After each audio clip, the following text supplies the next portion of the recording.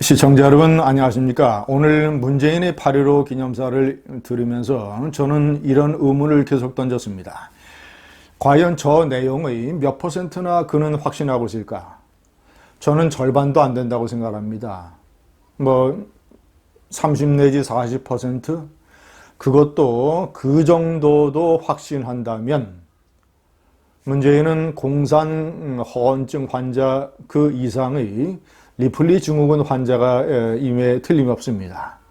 자신이 만들어 놓은 어떤 환상 속의 인물이 사실이라고 생각을 하는 리플리 증후군.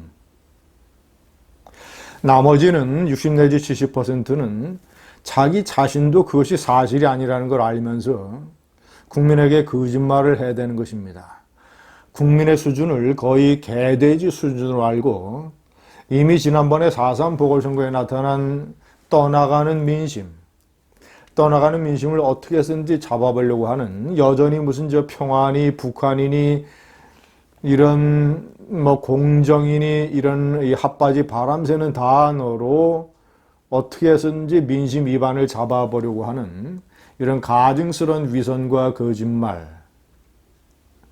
제가 오늘 어떤 대목들이 그런 것에 해당이 되는지를 자세하게 보여드리겠습니다. 첫 번째, 과거에 머물지 않고 일본과 안보 경제 협력을 지속해 왔다라고 얘기를 했습니다. 저거 문재인 정권에 관한 생판 거짓말입니다.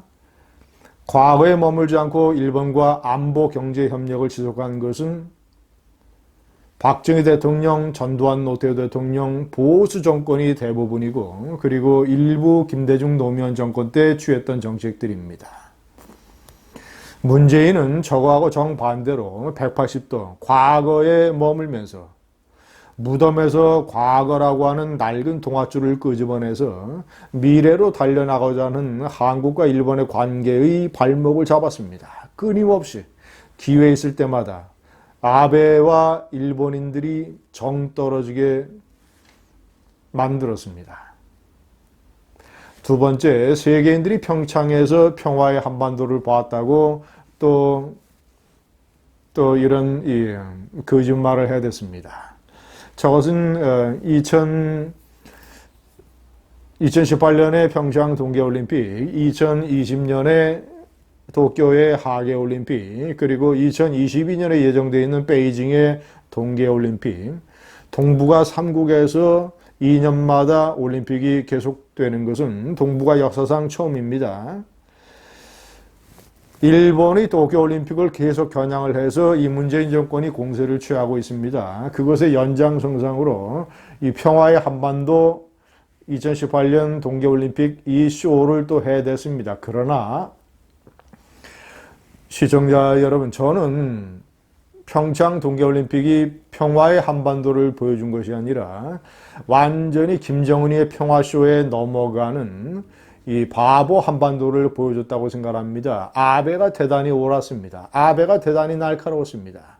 평창 동계올림픽에 추가 사절로 참석한 아베는 문재인 대통령과의 정상회담에서 분명히 얘기를 했습니다. 한미연합훈련이 동계올림픽 때문에 취소된다고 하는데 그것은 잘못된 것 아니냐, 연합훈련을 해야 되는 것 아니냐, 나는 취소에 반대한다라는 말을 했습니다.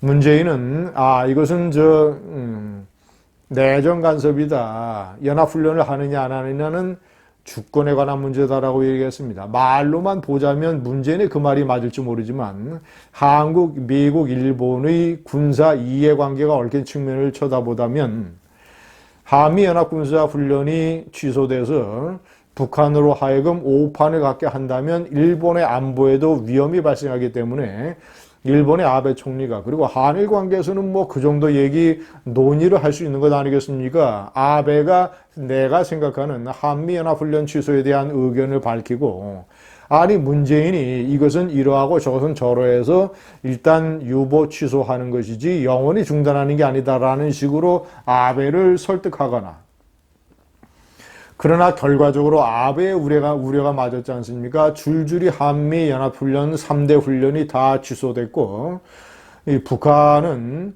아주 통상적인 훈련을 이 빌미 삼아서 미사일을 마구 쏴대고 있습니다.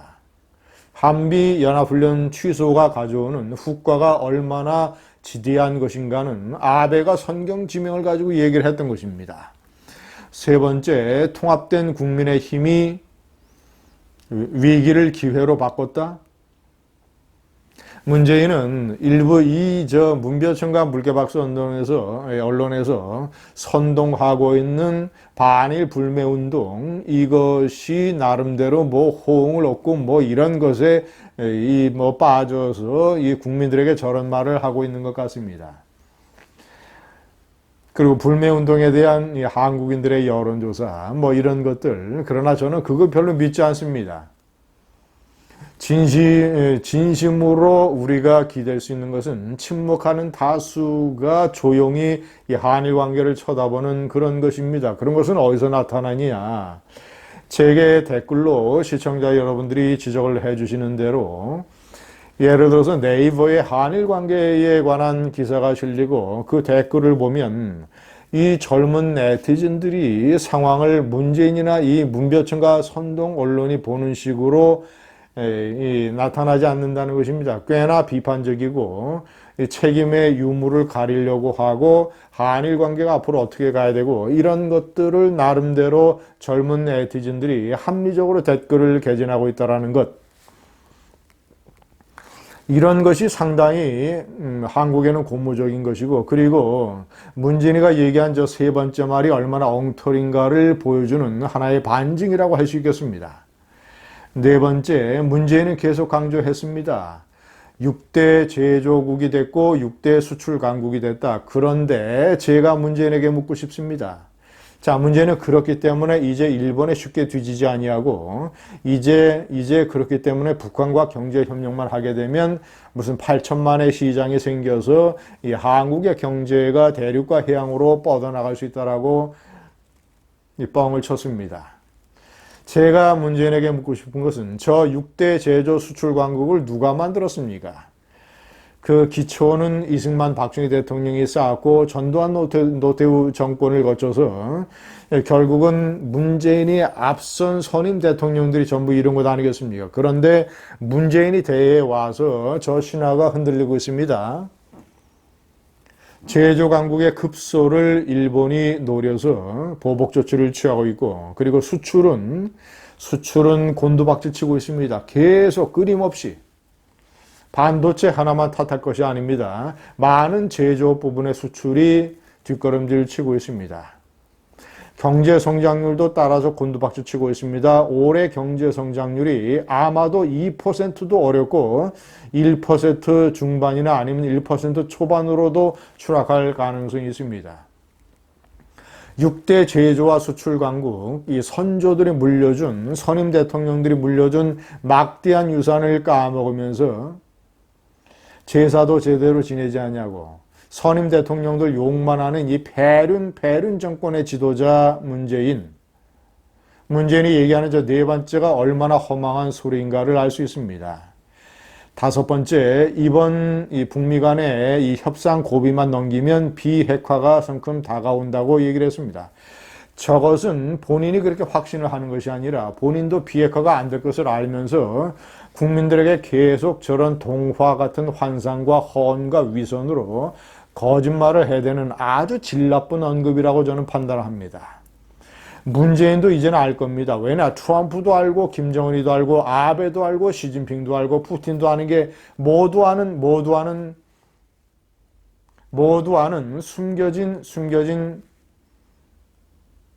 숨겨진 정답이 김정은이가 비핵화를 하지 않을 것이라는 겁니다. 만약에 그 다섯 사람이 다 아는데 문재인만 모른다면 천하의 제일 바보가 아니겠습니까? 알면서도 저런 발언을 한다면 아주 질 나쁜 국민의 수준을 개돼지 수준으로 하는 아주 위선적인 거짓말쟁이가 아닐 수 없습니다. 계속 문재인은 집권 이후에 비핵화라는 단어로 국민들을 속여왔습니다. 판문점 쇼를 했습니다. 탁현민이가 연출한 각종 노래잔치와 학예회 같은 이런 이벤트를 통해서 국민에게 비핵화 환상곡을 들려줬습니다. 이것에 속아 넘어갈 국민이 몇 퍼센트나 되겠습니까? 그런데 이제 또 8.15 광복절 기념사에서 저런 식의 비핵화 쇼 환상곡을 다시 또 틀어대고 있습니다. 시청자 여러분, 오늘 오후에 있는 광화문 교보문고 앞에서 열리는 대규모의 문재인 하야초크 문재인 규탄 국민대회, 예정이 바뀌지 않는다면 저는 연단에 올라가 강하게 문재인이가 어떻게 국민을 개돼지 취급을 하는지, 저런 동화 같은 핫바지 바람 새는 소리를 하고 있는지 제가 국민들 앞에 규탄하고 고발할 것입니다. 감사합니다.